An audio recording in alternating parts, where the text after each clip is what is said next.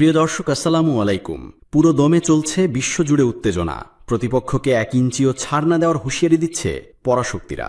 এই মুহূর্তে হাতে পাওয়া ভয়ঙ্কর কিছু আন্তর্জাতিক সংবাদ নিয়ে হাজির হয়েছি আপনাদের সামনে। ভিডিওর শুরুতেই থাকছে আজকের গুরুত্বপূর্ণ সর্বশেষ আন্তর্জাতিক সংবাদ শিরোনাম। পারমাণবিক চুক্তি নিয়ে আলোচনা, ইরান উপকূলে যুক্তরাষ্ট্রের যুদ্ধ বিমানের আনাগোনা। এদিকে হরমুজের চারদিকে আইআরজিসির উড়ন্ত বারুদ, সামনে যাকেই পাবে জ্বালিয়ে পুড়িয়ে ছারখার করে দেবে তেহরান। জানাবো তেহরান ও শিরাজে বিকট বিস্ফোরণ, নাশকতার আশঙ্কা।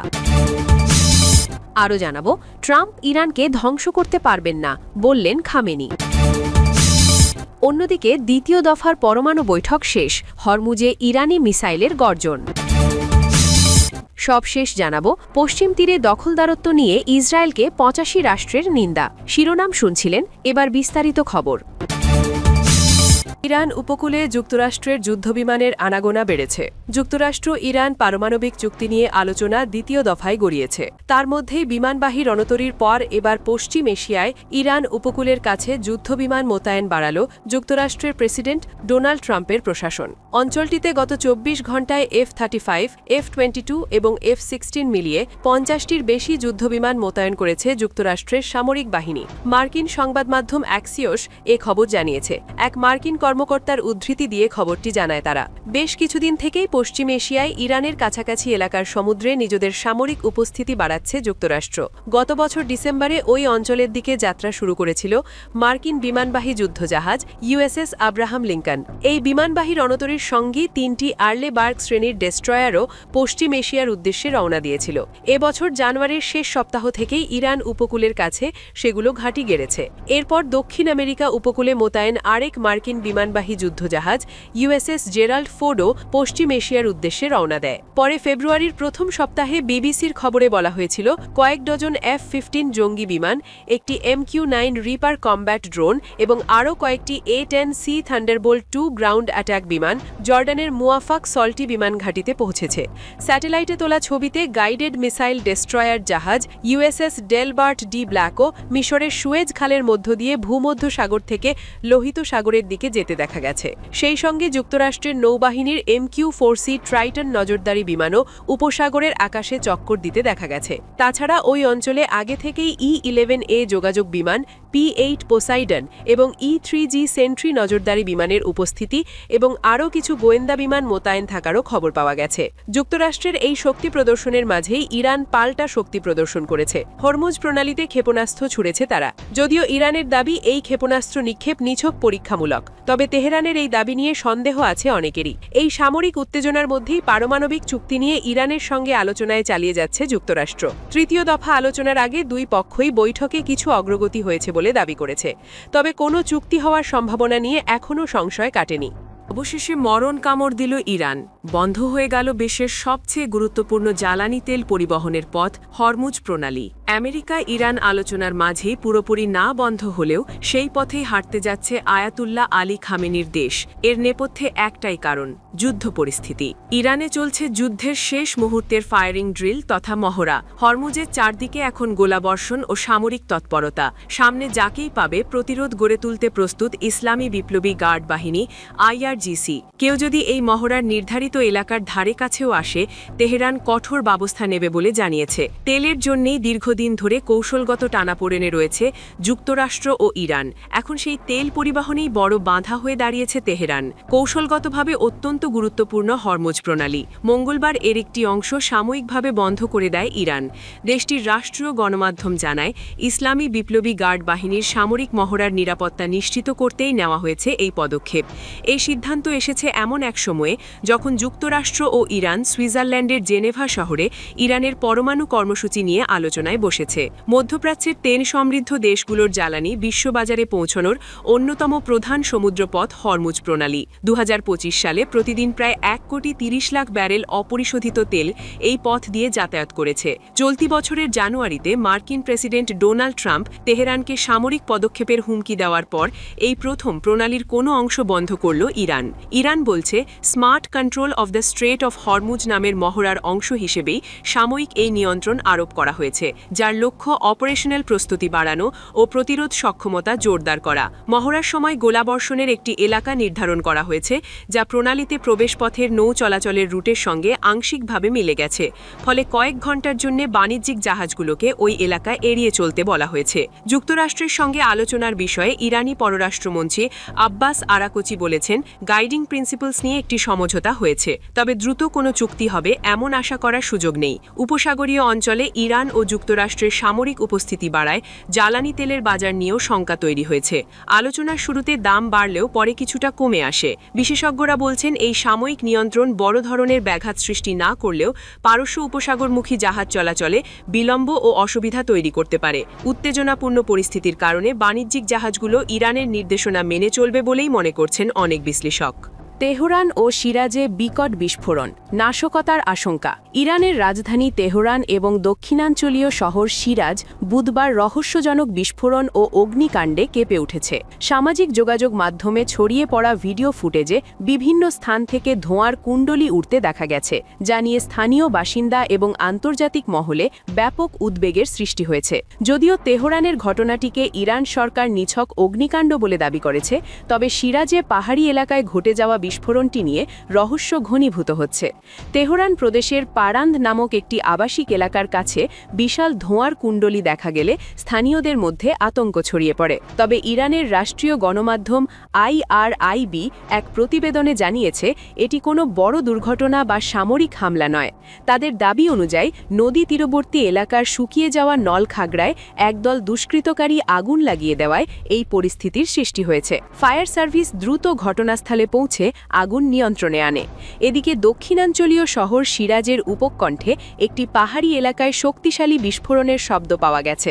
সরকারিভাবে এই বিস্ফোরণের কারণ সম্পর্কে এখনও কোনো স্পষ্ট ব্যাখ্যা দেওয়া হয়নি, তবে ওপেন সোর্স ইন্টেলিজেন্স অ্যাকাউন্টগুলো এই বিস্ফোরণের অডিও ক্লিপ প্রকাশ করেছে। প্রতিরক্ষা বিশ্লেষকদের মতে, শিরাজের এই পাহাড়ি অঞ্চলটি ইরানের মিসাইল বা ক্ষেপণাস্ত্র মজুত রাখার গোপন আস্তানা হিসেবে পরিচিত। ফলে এই বিস্ফোরণটি কোনো কৌশলগত নাশকতামূলক কাজ হতে পারে বলে ধারণা করা হচ্ছে। বিশেষ করে চলতি মাসেই এটি ইরানে এ ধরনের ১৩তম রহস্যময় বিস্ফোরণের ঘটনা, যা নাশকতার জল্পনাকে আরও জোরালো করে তুলেছে। ইরানের রাষ্ট্রীয় সংবাদ মাধ্যমগুলো শিরাজের ঘটনা নিয়ে রহস্যজনক নীরবতা পালন করছে। বিস্ফোরণের সুনির্দিষ্ট কোনো ছবি বা হতাহতের খবর এখনও নিশ্চিত হওয়া যায়নি। মধ্যপ্রাচ্যের বর্তমান উত্তেজনাপূর্ণ পরিস্থিতিতে ইরানের গুরুত্বপূর্ণ সামরিক স্থাপনার কাছাকাছি এমন ঘন ঘন বিস্ফোরণ আন্তর্জাতিক মহলে উদ্বেগের কারণ হয়ে দাঁড়িয়েছে। অনেকের মতে এটি ইরানের স্পর্শকাতর অবকাঠামোর ওপর কোনো গোপন অভিযানের অংশ হতে পারে। পুরো বিষয়টি এখনও কুয়াশাচ্ছন্ন থাকলেও সামাজিক মাধ্যমের গুজব এবং সামরিক সিগন্যালিংয়ের কারণে ইরানের নিরাপত্তা পরিস্থিতি নিয়ে নতুন করে প্রশ্ন উঠছে। সূত্র Jerusalem post, one news. Trump ইরানকে ধ্বংস করতে পারবেন না, বললেন খামেনি। মার্কিন প্রেসিডেন্ট ডোনাল্ড ট্রাম্পের শাসন ব্যবস্থা পরিবর্তনের হুমকিকে সরাসরি প্রত্যাখ্যান করে কড়া হুঁশিয়ারি উচ্চারণ করেছেন ইরানের সর্বোচ্চ নেতা আয়াতুল্লাহ আলী খামেনি। মঙ্গলবার টেলিভিশনে দেওয়া এক ভাষণে তিনি বলেন, তার পূর্বসূরিদের মতো ট্রাম্পও ইরানকে ধ্বংস করতে ব্যর্থ হবেন। তেহরানের পরমাণু কর্মসূচি বন্ধে ওয়াশিংটনের ক্রমবর্ধমান চাপের মুখে খামেনি দৃঢ়তার সাথে জানান, পরমাণু প্রযুক্তি ইরানের সহজাত অধিকার এবং কোনো ধরনের চাপের মুখে তারা মাথা নত করবে না। সম্প্রতি পারস্য উপসাগরে যুক্তরাষ্ট্রের বিশাল সামরিক উপস্থিতির কথা উল্লেখ করে মার্কিন প্রেসিডেন্ট মন্তব্য করেছিলেন, ইরানের শাসন ব্যবস্থার পরিবর্তন হবে দেশটির জন্য সবথেকে মঙ্গলজনক ঘটনা। ট্রাম্পের এই বক্তব্যের জবাবে খামেনি বলেন, গত ৪৭ বছর ধরে আমেরিকা ইসলামী প্রজাতন্ত্র ইরানকে ধ্বংস করার চেষ্টা করেও সফল হতে পারেনি এবং ভবিষ্যতেও পারবে না। মার্কিন রণতরী মোতায়েন নিয়ে সতর্কবার্তা দিয়ে তিনি আরও বলেন, একটি যুদ্ধজাহাজ অবশ্যই বিপজ্জনক অস্ত্র, কিন্তু তার চেয়েও বড় বিপদ হল সেই অস্ত্র যা ওই জাহাজকে ডুবিয়ে দেওয়ার ক্ষমতা রাখে। গত জুনে ইসরায়েল ও ইরানের মধ্যে ১২ দিনের যুদ্ধের পর থেকে দুই দেশের মধ্যে উত্তেজনা চরম পর্যায়ে পৌঁছেছে। ওয়াশিংটন ওই সময় ইরানের পরমাণু কেন্দ্রে বোমা হামলা চালানোর পাশাপাশি মধ্যপ্রাচ্যে দ্বিতীয় একটি বিমানবাহী রণতরী সহ অতিরিক্ত বিমান ও নৌবাহিনী মোতায়েন করেছে। এর পাশাপাশি ইরানের অভ্যন্তরীণ অস্থিরতা ও অর্থনৈতিক সংকটে মার্কিন মদত দেওয়ার বিষয়টি তেহরানকে দেশকে আরও ক্ষুব্ধ করেছে। তবে সামরিক উত্তেজনার মধ্যেই ওমানে দুই দেশের মধ্যে পরোক্ষ আলোচনা চলছে, যাকে ইরান শুভ সূচনা হিসেবে দেখছে। তেহরান একটি ন্যায্য ও ন্যায়সঙ্গত চুক্তির মাধ্যমে নিষেধাজ্ঞা প্রত্যাহারের বিনিময় ইউরেনিয়াম সমৃদ্ধকরণ কমিয়ে আনতে রাজি থাকলেও ওয়াশিংটন এখনও পর্যন্ত ইরানের পুরো পরমাণু কর্মসূচি পুরোপুরি বন্ধ করার দাবিতে অটল রয়েছে। দ্বিতীয় দফার পরমাণু বৈঠক শেষ, হরমুজে ইরানি মিসাইলের গর্জন। ওমানের মধ্যস্থতায় সুইজারল্যান্ডের জেনেভায় যুক্তরাষ্ট্র ও ইরানের মধ্যে দ্বিতীয় দফার পরোক্ষ আলোচনা মঙ্গলবার শেষ হয়েছে। অ্যাসোসিয়েটেড প্রেস এপির তথ্যমতে স্থানীয় সময় সকাল 10:30টায় শুরু হওয়া এই বৈঠকটি প্রায় 3 ঘণ্টা স্থায়ী হয়। গত 6 ফেব্রুয়ারি ওমানে অনুষ্ঠিত প্রথম দফার বৈঠকটি প্রায় 7 ঘণ্টা চললেও এবারের আলোচনা ছিল অপেক্ষাকৃত সংক্ষিপ্ত।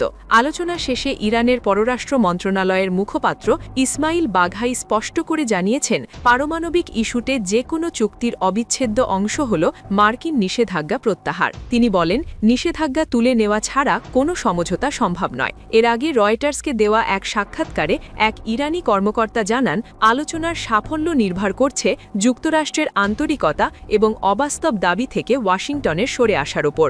জেনেভায় যখন আলোচনার টেবিল সরগরম, ঠিক তখনই পারস্য উপসাগরের হরমুজ প্রণালীতে শক্তিশালী সামরিক মহড়া শুরু করেছে ইরানের বিপ্লবী গার্ডস। রয়টার্সের খবর অনুযায়ী মহড়ার অংশ হিসেবে ইরান এই গুরুত্বপূর্ণ জলসীমায় লাইভ মিসাইল বা তাজা ক্ষেপণাস্ত্র নিক্ষেপ করেছে।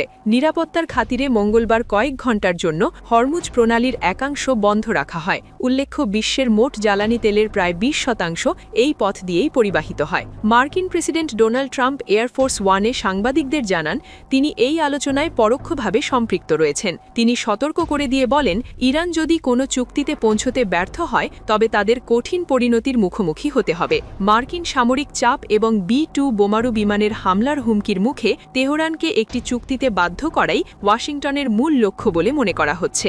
জেনেভায় আলোচনা চলার সময় এক ভাষণে ইরানের সর্বোচ্চ নেতা আয়াতুল্লাহ আলী খামেনি প্রেসিডেন্ট ট্রাম্পকে সরাসরি চ্যালেঞ্জ ছুড়ে দিয়েছেন। ট্রাম্পের একটি সাম্প্রতিক বক্তব্যের সূত্র ধরে খামেনি বলেন, মার্কিন প্রেসিডেন্টকে বলেছি, 47 বছর ধরে আমেরিকা ইসলামী প্রজাতন্ত্রকে ধ্বংস করতে পারেনি। আমি আপনাকে বলছি, আপনিও সফল হবেন না। জেনেভায় অনুষ্ঠিত এই দফার আলোচনা মূলত একটি বড় ধরনের সামরিক সংঘাত এড়ানোর প্রচেষ্টা হিসেবে দেখা হচ্ছে। ইরান আলোচনার বিষয়ে সতর্ক আশাবাদ ব্যক্ত করলেও হরমুজ প্রণালীতে মিসাইল পরীক্ষা এবং ওয়াশিংটনের অনড় অবস্থান ইঙ্গিত দিচ্ছে যে সমঝোতার পথ এখনও বেশ কণ্টকাকীর্ণ। পশ্চিম তীরে দখলদারত্ব নিয়ে ইসরায়েলকে 85 রাষ্ট্রের নিন্দা। ফিলিস্তিনি ভূখণ্ড পশ্চিম তীরে ইসরায়েলের দখলদারত্ব সম্প্রসারণ এবং ভূমি দখলের পরিকল্পনার বিরুদ্ধে তীব্র নিন্দা জানিয়েছে জাতিসংঘভুক্ত 85টি সদস্য রাষ্ট্র। মঙ্গলবার 17 ফেব্রুয়ারি জাতিসংঘে নিযুক্ত ফিলিস্তিনি রাষ্ট্রদূত রিয়াদ মনসুর এই রাষ্ট্রসমূহ এবং বেশ কয়েকটি আন্তর্জাতিক সংস্থার পক্ষে একটি যৌথ বিবৃতি দেন।